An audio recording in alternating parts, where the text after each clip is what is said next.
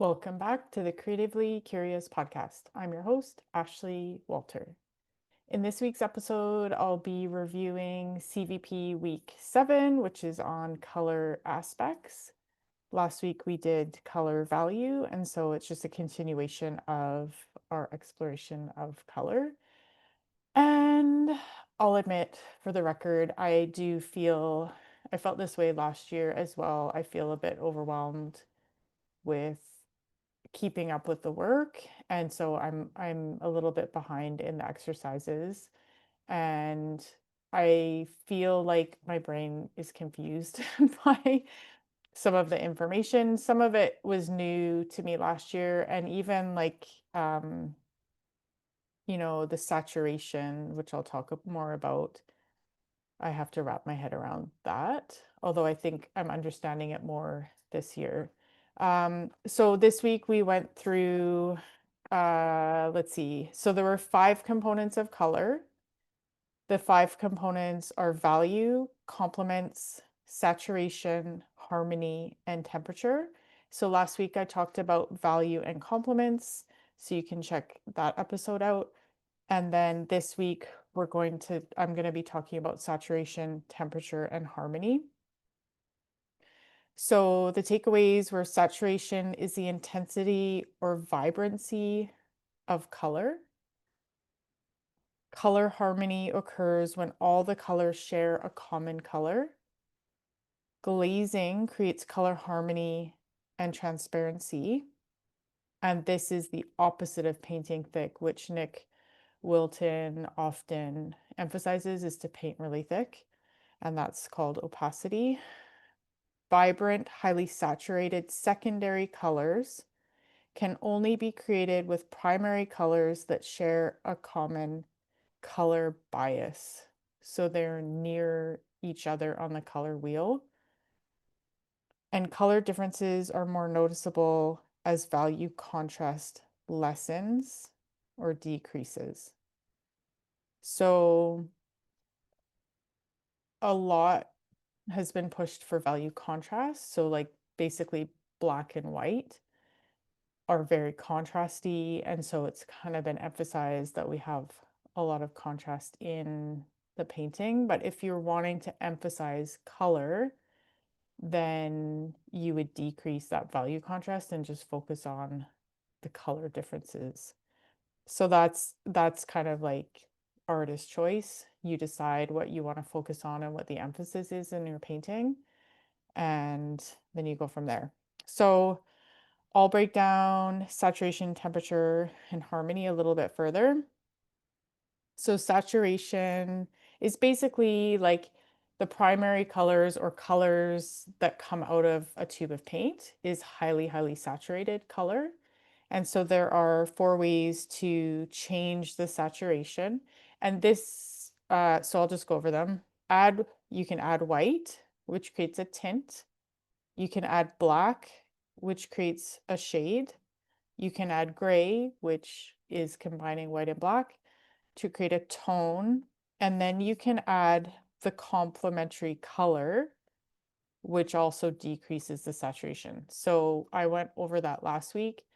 So complementary colors, you can see if you're watching the video, I have a painting actually that is red and green primarily. So those are complementary colors. You have orange and blue, and yellow and purple or violet are the complementary colors. So if you mix those together, then they'll really decrease the saturation. And that I feel like that piece was new to me last year, and obviously not new to me this year, but that is one thing I'm not really good at is mixing the complementary color. I will add white, I'll add black, and then I guess because of CVP, then I'll sometimes add other colors into the color, but that's something good to remember and creates those more neutral kind of browns, greens together, which I don't actually paint a lot in. So maybe that's a challenge for me is to look more at that.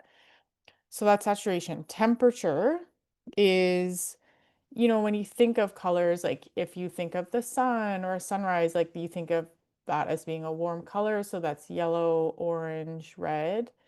And then cooler colors would be, I always just automatically think of blue, um, and violet, and then green. And so that's kind of typically like if you look at a color wheel, which again I had showed last week, if you're watching the video, or you could even just Google color wheel, and then the warms are on one side of the color wheel and the cools are on the other side.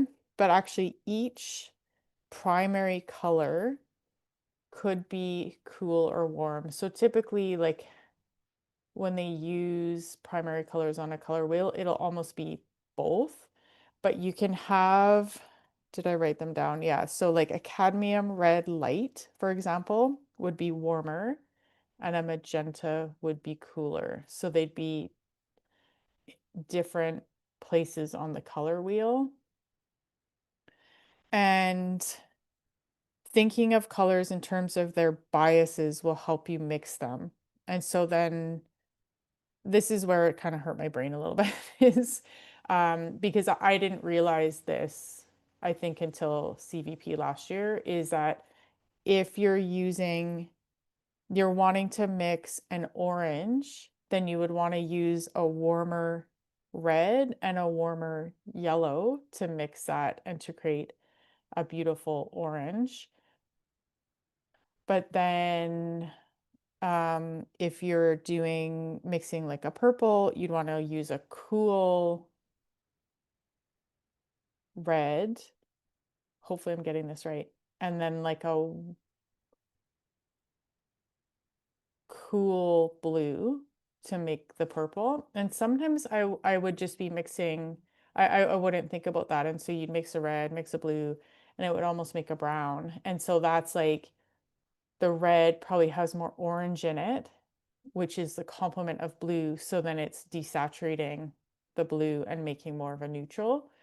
So I feel like this is a bit for me more challenging, but so I won't really get into too much detail on that, but ultimately, like, generally colors have temperatures, warm, cool, but then actually the color the primary colors themselves could be warmer or cool depending on which blue you're using, depending on which yellow you're using, depending on which red you're using.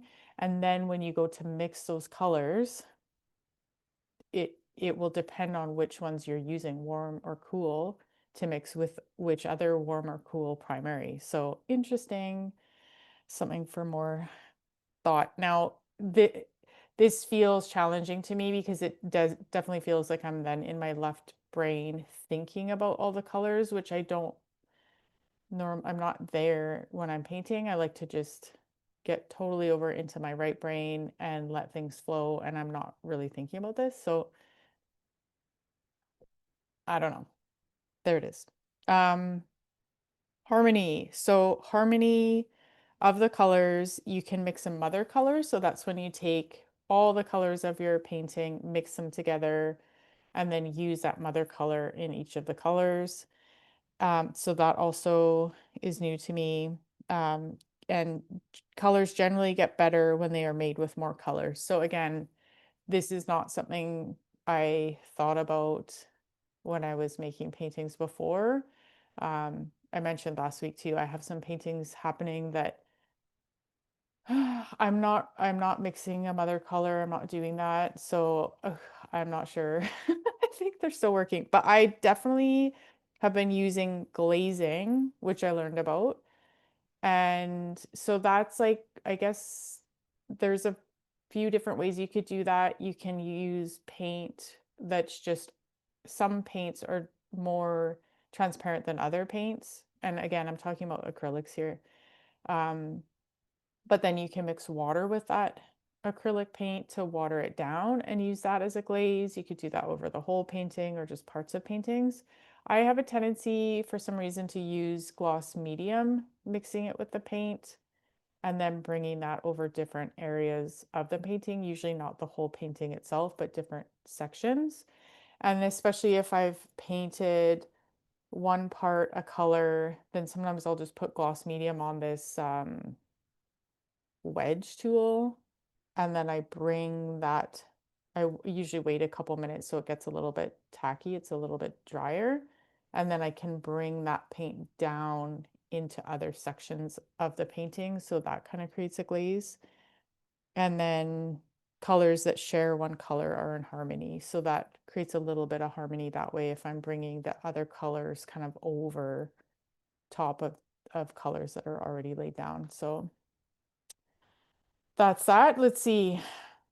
So the glazes are more transparent, and you can put the glaze on, wipe it off with a paper towel. That would be, I think, if you use the water mixed with paint. I'll have to try that. I haven't really tried that. I usually use the gloss medium, which you can also wipe off. And then I guess as a general rule, have no more than 50% of your painting glazed. Like if you just glaze the entire painting with one color, then that would be maybe just too much of the same, because then it creates the same value. Then there's no value contrast really. Obviously, you get to do what you want. There's no rules, just guidelines. And then one other piece, yeah, that I mentioned earlier was reducing the value contrast to optimize color. So if you're really wanting to focus on the colors instead of high contrast, then this makes the colors more noticeable and allows the viewer to appreciate the colors as opposed to drawing attention to specific areas of the painting because the value contrast is so high. So it depends what your goal is. If your goal is to emphasize color, then you might want to reduce the value contrast and the colors become more noticeable. If your goal is to highlight, like be really bold, then you'd want to focus on the value contrast. So that's where we're at this week. Feeling a little bit overwhelmed, a little bit behind, but there is another catch up week coming up. So next week will be on texture, which I really, really love, love, love. Uh, I'm trying to think if I painted that way before this course, but I love scraping and gouging and sanding and doing all those things now. So I do a lot of that. And so I'll cover that in next week's podcast. And then I have a rest week. So then I'll be able to catch up on all my work. And then I'm doing here in Edmonton, we have the White Avenue Art Walk that is July, I want to say 11th, 12th, 13th. Hopefully those dates are right. So I'll be there at that art walk. So I'll be talking a little bit more about that. So I'm working on some paintings for that art walk that have a lot of texture, have some bold colors.